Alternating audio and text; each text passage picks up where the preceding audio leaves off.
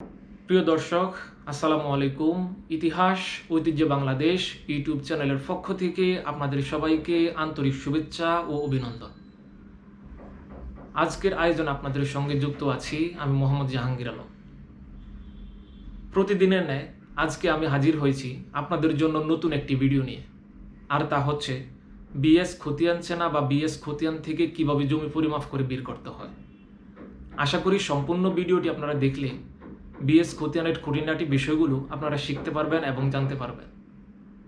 এছাড়া জমি পরিমাপ বিষয়ক যেমন দলিল, খতিয়ান, ভাগবাটোয়ারা, সীমানা নির্ধারণ এবং পরিমাপ বিষয়ক যাবতীয় বিষয়গুলো আপনারা শিখতে পারবেন এবং জানতে পারবেন।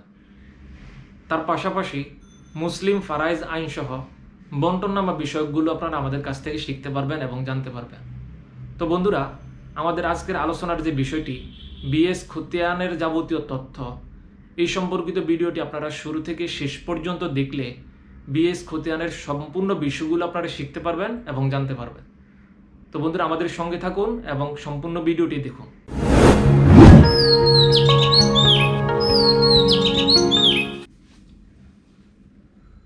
বন্ধুরা, আমাদের আজকের আলোচনার বিষয় বিএস খতিয়ানের যাবতীয় তথ্য। আমরা আজকে যে বিষয়টি আলোচনা করতেছি এটা হলো বিএস খতিয়ান, এবং এটার সকল তথ্যগুলো সম্পর্কে আমরা আপনাদের সঙ্গে আলোচনা করব। এটা হলো পরিচিতি, বিএস খতিয়ানের পরিচিতি, অর্থাৎ যে খতিয়ানটা আমরা দেখতেছি এই খতিয়ানটা কোন বিভাগে, সেটা বাম পাশে, সর্বপ্রথম বাম পাশে সেটা কি থাকে, লেখা থাকে। যেমন এই খতিয়ানটা খতিয়ান নং 345, খতিয়ান নংটা হলো 45। এই 45 নাম্বার খতিয়ানটা কোন বিভাগের এটা এখানে লেখা আছে। যেমন এটা কোন বিভাগের, এটা হলো ঢাকা বিভাগের। কোন জেলা, গাজীপুর জেলা। কোন থানা, শ্রীপুর থানা। এটি কোন মৌজা, মৌজা বলতে একটা এলাকা বা একটা গ্রাম বোঝায়। অনেক সময় দেখা যায় একটা গ্রামের মধ্যেও কয়েকটা মৌজা হয়, সেটা এলাকা অনুযায়ী। যদি বড় হয় সেটাকে কয়েক খণ্ডে বিভক্ত করে। যখন জরিপ হয় তখন জরিপের সুবিধার্থে কিছু কিছু গ্রামকে কয়েকটা ভাগে ভাগ করে সেটা হিসেব করা হয়েছে, এবং সেই অনুযায়ী আপনার মৌজাগুলো কি করা হয়েছে, নির্ধারণ করা হয়েছে। তো দেখা যায় কিছু কিছু গ্রাম ছোট ছোট হওয়ার কারণে সেখানে মৌজাগুলো ছোট ছোট হয়। এখানে হলো এটা কি মৌজা, তাহলে মৌজাটা কি, এটা হলো বর্মি। এবার আসেন জেএল নং। এই খতিয়ানের মধ্যে যতগুলো দাগ এসেছে সেই সকল দাগগুলো কোন নকশার অধীনে, সেই নকশাটাকে বোঝানোর জন্য, নকশাটাকে চিহ্নিত করার জন্যই এখানে কি জেএল নং দেওয়া হয়েছে। তাহলে জেএল নং কি 58। এই জেএল নং 58 অধীনেই হলো কি এখানে এই 4টা দাগ। অর্থাৎ সরকারি যে বলিয়ামগুলো আছে সে সকল বলিয়ামের মধ্যে আপনার এই 4টা দাগ, 4টা দাগ, এই 4টা দাগ যেই বলিয়ামের মধ্যে, অর্থাৎ যে বলিয়ামের অধীনে আছে সেই বলিয়ামের 58 নং পৃষ্ঠা বা 58 নং স্থানে আপনার কি আছে, এই খতিয়ানটা কি আছে। এই জন্য এটাকে কি বলে, জেএল নং বলে। এবার আসেন যে একটা বিএস খতিয়ানের সর্বপ্রথম কলামে থাকে কিসের নাম, মালিকের নাম। যেমন এখানে আমরা লিখছি কি মালিক। এটা খতিয়ানের মধ্যে, বিএস খতিয়ানের মধ্যে আপনারা দেখবেন যে প্রথম থাকে মালিকের নাম।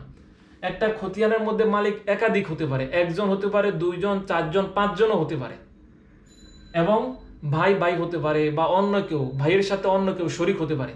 সেটা যে একদম নিজস্ব কেউ এমন কিন্তু না, অন্য শরিকও থাকতে পারে সেটার মধ্যে। তাহলে এখানে কতজন মালিক, সেই মালিকদের কি সংখ্যাটা থাকে এই মালিকের কলামের মধ্যে। এবার আসেন অংশ। এই অত্র খতিয়ানের মধ্যে অংশটা কতটুকু, সেই অংশটাকে এখানে বোঝায়। তো এই অংশটাকে কখনো কখনো 1000 সম্পূর্ণ হিসাব করে কি করা হয়, হিসাব করা হয়। তাহলে এই 1000-এর মধ্যে এতটুকু হলো কি অংশ, এই আব্দুল খালেকের, আব্দুল মালিকের, আব্দুল কাদেরের। অথবা কখনো কখনো 1 সম্পূর্ণ বোঝায়। 3 জনের এই পরিমাণটা কি, এই আব্দুল খালেক, এই আব্দুল মালিক, এই আব্দুল কাদের, 3 জনের অংশটাকে আমরা যদি যোগ করি, যোগ করলে আমরা কি পাবো, 1000 পাবো। অথবা 1 সম্পূর্ণ আমরা কি করতে পারি, বলতে পারি। এবার আসেন এই খতিয়ানের মধ্যে যে রাজস্ব কথাটা লিখছি, রাজস্ব কলামের মধ্যে দেখতেছি আমরা কত, 10.50, অর্থাৎ 10.5। এটা হলো খাজনা বা টাকা। যে এই অত্র খতিয়ানের মধ্যে খাজনার পরিমাণ কত, তাহলে আমরা কি বলবো, 10 টাকা 50 পয়সা। এটা আমি জাস্ট বোঝার জন্য বলছি, কিন্তু কিছু খতিয়ানে থাকতে পারে আপনার 2 টাকা, 5 টাকা, 10 টাকা, 20 টাকাও থাকতে পারে। এটা নির্দিষ্টতা নেই, এটা অবস্থান অনুযায়ী এলাকা অনুযায়ী সেটা কি থাকে, পরিমাণটা লিখা থাকে। এবার আসেন দাগ নাও। একটা খতিয়ানে একাধিক দাগ নাম্বার থাকতে পারে, একটা থাকতে পারে, দুইটা থাকতে পারে, পাঁচটা থাকতে পারে, 10টাও থাকতে পারে। তাহলে এই খতিয়ানের মধ্যে কতটা দাগ আছে সেই দাগগুলোকে এখানে লিখা থাকবে। আচ্ছা, এবার আসেন যে যে আমরা বললাম দাগ নাম্বারটা, এই খতিয়ানের মধ্যে কতটা দাগ আছে সেটা এখানে লিখা কি থাকবে, এবং এই দাগ নাম্বারগুলো অন্য খতিয়ানও কি থাকতে পারে। আচ্ছা, এবার আসেন জমির শ্রেণী। আমরা যে জমিটা আমরা হিসাব করতেছি, এই জমির অবস্থানটা কি? এটা কি পুকুর, না বিল, না খাল, না নালা, না বাড়ি, না ভিটা, কোনটা? সেটা কি এখানে কি এই জমির শ্রেণীর মধ্যে লিখা থাকে। তাহলে আমরা এখানে দেখতেছি কোন একটা জমি, যেমন 436 নাম্বার যে জমিটা, এটার অবস্থানটা হলো নাল। 440 নাম্বার যে জমিটা, এটার অবস্থান হলো কি নাল। 445 নাম্বার যে জমিটা, এটার অবস্থান হলো কি বাড়ি। 447 নাম্বার যে দাগটা, এটার অবস্থান হলো কি ভিটা। এবার আসেন দাগের মোট পরিমাণ, অর্থাৎ 436 নাম্বার দাগ, এই দাগের মধ্যে মোট কতটুকু সম্পত্তি আছে সেই সম্পত্তির অংশটা কি এখানে থাকবে লিখা। এবার আসেন, যেহেতু এই দাগের মোট পরিমাণ যতটুকু ততটুকু সম্পত্তি এখানেও লিখা নেই, এখানে লিখা নেই, তার মানে বুঝতে হবে এই দাগের মধ্যে যা সম্পত্তি ছিল সম্পূর্ণ সম্পত্তি এই খতিয়ানের মধ্যে চলে এসেছে। যদি না আসতো তাহলে আপনার এই যে এখানে যা ছিল এরকম ভাবে কি দেখাতো। কিভাবে আসতো সেটা আমরা আপনাদেরকে সামনে বুঝাচ্ছি। এবার আসেন দাগের মধ্যে অত্র সত্ত্বের অংশ। তাহলে এই দাগের মধ্যে, এই 436 নাম্বার দাগের মধ্যে জমি আমরা ধরতেছি ধরো 1000, তাহলে 1000-এর সম্পূর্ণ অংশটাই এই খতিয়ানের মধ্যে চলে এসেছে। যদি না আসতো সেটা কিন্তু এখানে কি দেখাতো। তাহলে আমরা দেখতেছি সম্পূর্ণ অংশটা এবার 1 একর 45 শতাংশ যদি জমি থাকতো সেটা কিন্তু এখানে থাকতো এবং অংশ অনুযায়ী সম্পূর্ণটা লেখা এখানে চলে আসতো। যেহেতু এখানে লেখা নেই, তার মানে আমরা বুঝতেছি এই খতিয়ানের মধ্যে যা সম্পত্তি ছিল, অর্থাৎ এই দাগের মধ্যে যা সম্পত্তি ছিল সেই সম্পূর্ণ সম্পত্তিটা এই খতিয়ানের মধ্যে চলে এসেছে। যেমন দাগের মধ্যে অত্র সত্ত্বের অংশ 1000, তাহলে এখানে আর কোনো বাকি নেই, সম্পূর্ণ অংশটাই কি এই খতিয়ানের মধ্যে চলে এসেছে। এবার আসেন জমির পরিমাণ। তাহলে এই দাগের মধ্যে 436 নাম্বার দাগের মধ্যে জমি ছিল হলো 26 শতাংশ। তাহলে 26 শতাংশ জমি আসার কারণে এখানে আর কোনো কিছুর কি হয় নাই, প্রয়োজন হয় নাই। এই যে এখানে 1000 লিখছে, মানে সম্পূর্ণটাই চলে এসেছে। আচ্ছা, এবার আসেন আব্দুল মালিক, এটা সামনে লেখা আছে 0.225, তার মানে ইনি এই খতিয়ানের মধ্যে সম্পত্তির মালিক হলো 225, অর্থাৎ 0.225 শতাংশের কি মালিক এই অত্র খতিয়ানের মধ্যে। আচ্ছা, রাজস্ব গেলে এবার দাগ নাম্বার 440 নাম্বার দাগ। 440 নাম্বার দাগটা হলো কি নাল। তাহলে এই দাগের মধ্যে জমির পরিমাণ হলো 2 একর 40। এই এককের ঘর আমরা দেখতেছি 2, শতাংশের ঘর দেখতেছি কত 40। তাহলে 2 একর 40 শতাংশ। 440 নাম্বার দাগের মধ্যে জমি ছিল হলো 2 একর 40 শতাংশ। এর মধ্যে জমি এসেছে কতটুক 750 কি শতাংশ। তার মানে এই 2 একর 40 কিন্তু জমিটা এই খতিয়ানের মধ্যে আসে নাই। আপনাদেরকে যে কিছুক্ষণ আগে যেটা বলছি সেই হিসাবটা আপনি এখানে লক্ষ্য করে দেখেন। এই খতিয়ানের মধ্যে যা সম্পত্তি আছে 2 একর 40 শতাংশ কি জমি ছিল কোন দাগের মধ্যে, 440 নাম্বার দাগের মধ্যে। এই দাগটা অন্য জায়গায় কিন্তু আছে। যেহেতু 240 একর অর্থাৎ 2 একর 40 শতাংশ জমির এখানে কতটুকু আসছে 1 একর 80 শতাংশ এই খতিয়ানের মধ্যে আসছে, অর্থাৎ 750 অংশ। 1000 ভাগের 750 অংশ জমি এই খতিয়ানের মধ্যে আসছে, বাকি অংশটা অন্য খতিয়ানের মধ্যে আছে। আমি আশা করি আপনারা আমার কথাটা বুঝতেছেন যে 2 একর 40 শতাংশ জমির মধ্যে এখানে এই খতিয়ানের মধ্যে আসছে কতটুকু 1 একর 80 শতাংশ জমি এই খতিয়ানের মধ্যে আসছে। তাহলে আপনি এটা কিভাবে বুঝবেন, এই 2 একর 40 শতাংশকে আপনি 750 দ্বারা গুণ করে যা পাবেন সেটাকে 1000 দ্বারা ভাগ করলে দেখবেন যে আপনাদের ভাগফল আসবে 1 একর 80 শতাংশ। তার মানে 1 একর 80 শতাংশ জমি আসছে এই খতিয়ানে, বাকি জমিটা কোথায় গেল, বাকি জমিটা অন্য খতিয়ানের মধ্যে আছে। 2 একর, আমি আবার বলছি 2 একর 40 শতাংশ জমির মধ্যে অত্র খতিয়ানে অংশ আসছে হলো কতটুক 750 অংশ। এবার আমরা পরিমাণ হিসাব করলে আমরা দেখতেছি কত 1 একর 80 শতাংশ জমি কি এই খতিয়ানের মধ্যে আসছে। এবার আসেন 445 দাগটা হলো কি, এটা একটা বাড়ি। এটার মধ্যে আমরা দেখতেছি এখানেও কোনো কিছু নেই, এখানে কোনো কিছু নেই। তার মানে এই 445 নাম্বার দাগের মধ্যে যতটুকু সম্পত্তি ছিল সম্পূর্ণ সম্পত্তিটাই এই খতিয়ানের মধ্যে চলে এসেছে। তাহলে যেমন এখানে দেখতেছি কত 1000, তার মানে এটা সম্পূর্ণটাই কি এই জমির মধ্যে এই খতিয়ানের মধ্যে কি করছে চলে এসেছে। তাহলে 445 নাম্বার দাগের মধ্যে জমি ছিল হলো 63%, তাহলে 63% জমি পুরাই এই খতিয়ানের মধ্যে চলে এসেছে। যদি না আসতো তাহলে এখানে সেম এটার মতো কি এটা দেখাতো। তার মানে আমরা দেখতেছি 445 নাম্বার দাগের মধ্যে যা সম্পত্তি ছিল সম্পূর্ণ সম্পত্তিটা কি এই খতিয়ানের মধ্যে চলে এসেছে। এইবার আসেন আব্দুল কাদেরের জমির পরিমাণ। আব্দুল কাদেরের জমির পরিমাণ হলো 0.105। এইবার আসেন এখানে 447 নাম্বার দাগ, 447 নাম্বার দাগটা হলো কি বিটা। তাহলে 447 নাম্বার দাগটা হলো বিটা। এটার মধ্যে জমি আছে কতটুক 1 একর 46% দাগের মোট পরিমাণ। তাহলে এই বিটার মধ্যে জমি আছে হলো 1 একর 46%। এই 1 একর 46%-এর মধ্যে অত্র খতিয়ানের মধ্যে জমি কতটুকু আসছে 500। 1 একর 46%-এর মধ্যে 1 একর 46%-এর মধ্যে জমি আসছে অত্র খতিয়ানের মধ্যে 500, মানে 1000 ভাগের 500 ভাগ বা অর্ধেক বলা যায়। 1000 ভাগের অর্ধেক অর্থাৎ 500 ভাগ জমি কি এই খতিয়ানের মধ্যে আসছে, বাকি 500 ভাগ অন্য খতিয়ানের মধ্যে আছে। তাইলে 1 একর 46%-এর মধ্যে জমি আসছে অত্র খতিয়ানে 73%, শতাংশের হিসাবে 73%। তাহলে আপনি কিভাবে বুঝেন এটা? আপনি বোঝার জন্য এই 1 একর 46-কে 500 দ্বারা গুণ করেন। 500 দ্বারা গুণ করলে যা পাবেন সেটাকে 1000 দ্বারা কি করবেন ভাগ করবেন। ভাগ করলে দেখবেন কি আপনার এই 73 হয়। আমি আশা করি আমার কথাগুলো আপনারা কি বুঝতেছেন। আচ্ছা, এবার আমরা হিসাব করে দেখি। যেমন এখানে আব্দুল খালেকের জমির পরিমাণ 0.670, আব্দুল মালিকের জমির পরিমাণ হলো 0.225, আব্দুল কাদেরের জমির পরিমাণ হলো 0.105। আপনি তিনোটাকে যোগ দিল দেখবেন যে কি 1000 হয় বা এক সম্পূর্ণ কি আপনি বলতে পারেন। তার মানে আমাদের এই অত্র খতিয়ানের টোটাল সম্পত্তির পরিমাণ কতটুকু 3 একর 42%। আপনি এই তিনোটাকে যোগ দিল দেখবেন কি এই যে এই সম্পূর্ণটাকে যোগ দিলে আপনি দেখবেন 3 একর 42% অত্র খতিয়ানের মধ্যে কি জমির পরিমাণ।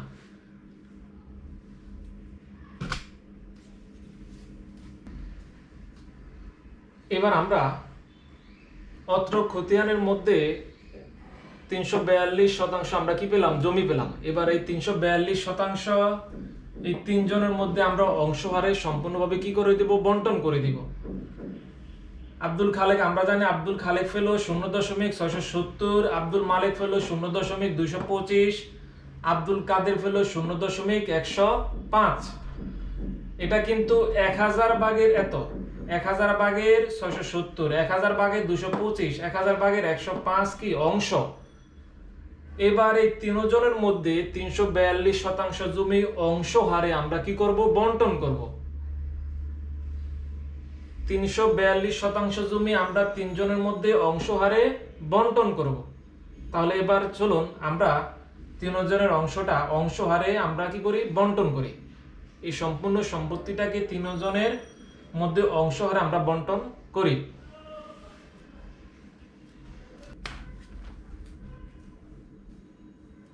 এবার আমরা আপনাদের সুবিধার্থে আমরা পূর্বের যে চকটি ছিল চকটি মুছে ফেলে আমরা এবার নতুন করে একটি কি লিখে নিয়েছি। আমাদের যে খতিয়ান নাম্বারটা ছিল খতিয়ান ছিল আমরা 45 নং খতিয়ান, আমরা 45 নং খতিয়ানের সম্পত্তিটা আমরা এখন বন্টন করব। আর আমাদের 45 নং খতিয়ানের মধ্যে মোট সম্পত্তি ছিল হলো 3 একর 42% বা 342% যাই বলি আমরা, কারণ আমরা জানি 100% সমান 1 একর। তাহলে এখানে 3 একর 42 বলা যেই কথা আর 342% বলা একই কথা। আচ্ছা, এবার আসেন আমাদের ওই খতিয়ানের মধ্যে মালিক ছিল হলো তিনজন, আব্দুল খালেক, আব্দুল মালিক এবং আব্দুল কাদের। আব্দুল খালেকের সম্পত্তির পরিমাণ ছিল 1000 ভাগের 670, আব্দুল মালিকের সম্পত্তির পরিমাণ ছিল 0.225, আব্দুল কাদেরের সম্পত্তির পরিমাণ ছিল 0.105। এবার আমরা 3 একর 42% জমিকে আমরা এই তিনজনের মধ্যে সমানভাবে কি করব বন্টন করব। আসেন আমরা এবার কি করি বন্টন করি। আমরা তাহলে শুরুতে লিখি আব্দুল খালেক পাবে, আব্দুল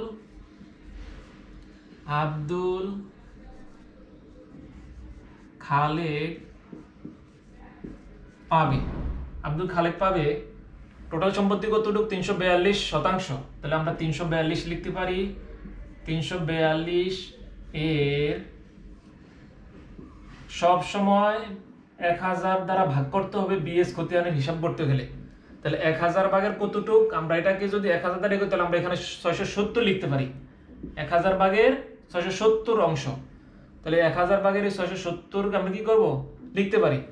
তাহলে আব্দুল খালেক পাবে 342 এর মোট সম্পত্তি হলো 342, আর এই 342% মধ্যে আব্দুল খালেক পায় 1000 ভাগের কতটুক? 670 ভাগ। তাহলে আমরা কি করব? এই 342 কে 670 দ্বারা গুণ করব। গুণ করলে আমরা যা পাবো সেটাকে আমরা 1000 দ্বারা ভাগ করলে যা হবে সেটাই হবে কি? আব্দুল খালেকের অংশের পরিমাণ। আচ্ছা, এবার আমরা এখানে লিখতে পারি 342 কে তাহলে আমরা 670 দ্বারা গুণ করতে পারি। গুণ করলে আমরা যা পাবো সেটাকে 1000 দ্বারা ভাগ করব। আমরা ভাগ করে আমরা যা পেলাম সেটা হলো আমাদের 229.14। আপনারা ক্যালকুলেটর হিসাব করে দেখবেন যে এই রেজাল্ট আসে। আমরা আপনাদের সুবিধার্থে আমরা ক্যালকুলেটর এখন ইউজ করতেছি না, আমরা আগে করেছি, হিসাব করে নিয়েছি এবং হিসাব করে আপনাদেরকে সংক্ষেপে ভিডিওর সুবিধার্থে আমরা দেখানোর জন্য এটা করে দেখাইছিলাম আপনাদেরকে। তাহলে এখানে আব্দুল খালেক পাবে কতটুক? 229.14%। 342% মধ্যে আব্দুল খালেক পায় 229.14%। এবার আসেন আব্দুল মালিকের জমির পরিমাণের কাছে। আব্দুল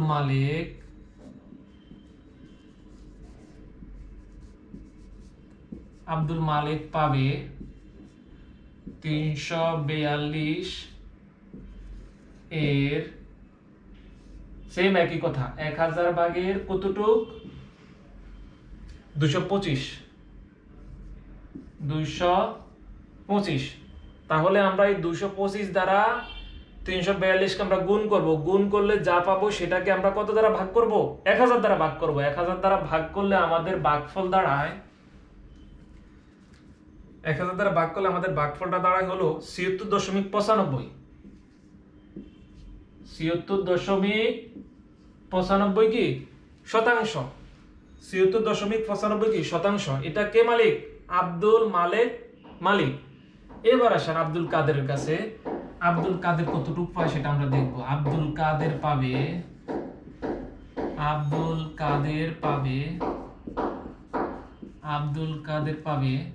342 এর 1000 ভাগের কতটুক? 105। সেম একই পদ্ধতি। 342 কে আমরা 1000 দ্বারা কি করব? গুণ করব। গুণ করলে যা পাবো সেটাকে আমরা কি করব? এই 1000 দ্বারা ভাগ করব। তাহলে ভাগ করলে আমাদের ভাগফলটা দাঁড়ায় কতটুকু? ভাগ করলে আমাদের ভাগফলটা দাঁড়ায় হলো 35.91।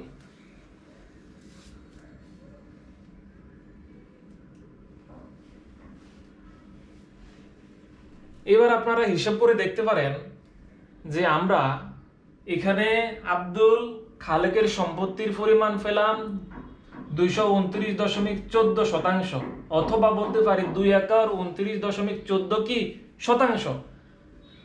আব্দুল মালিকের সম্পত্তির পরিমাণ পেলাম কতটুকু? আমরা 76.95%। আব্দুল কাদেরের সম্পত্তির পরিমাণ পেলাম কতটুকু? আমরা 35.91%। আপনি এই তিনটাকে এই তিনটাকে যোগ করলে দেখবেন আপনার এই 3 একর 42% জমি হয়। এটা এই তিনটাকে যোগ করলে আপনি দেখবেন যে 3 একর 42% কি জমি হয়। এই অত্র খতিয়ানের মধ্যে 3 জনের জমির পরিমাণ।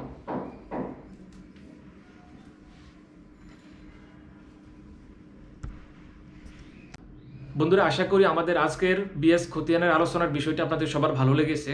যদি ভালো লেগে থাকে আমাদের ভিডিওটি লাইক, কমেন্টস এবং শেয়ার করুন। আর আপনারা যারা নতুন হয়ে আমাদের ইউটিউব চ্যানেলটি দেখছেন, চ্যানেলটি সাবস্ক্রাইব করুন। আর আপনাদের যদি আজকের বিএস খতিয়ানের আলোচনার বিষয় নিয়ে যদি কোনো মতামত থাকে, সেই মতামতটি নিচে কমেন্টস বক্সে আপনারা কমেন্টস করতে পারেন। আমরা আপনাদের কমেন্টসগুলো উত্তর দেওয়ার চেষ্টা করব। আমাদের সঙ্গে থাকুন, ভালো থাকুন সবাই। আল্লাহ হাফেজ।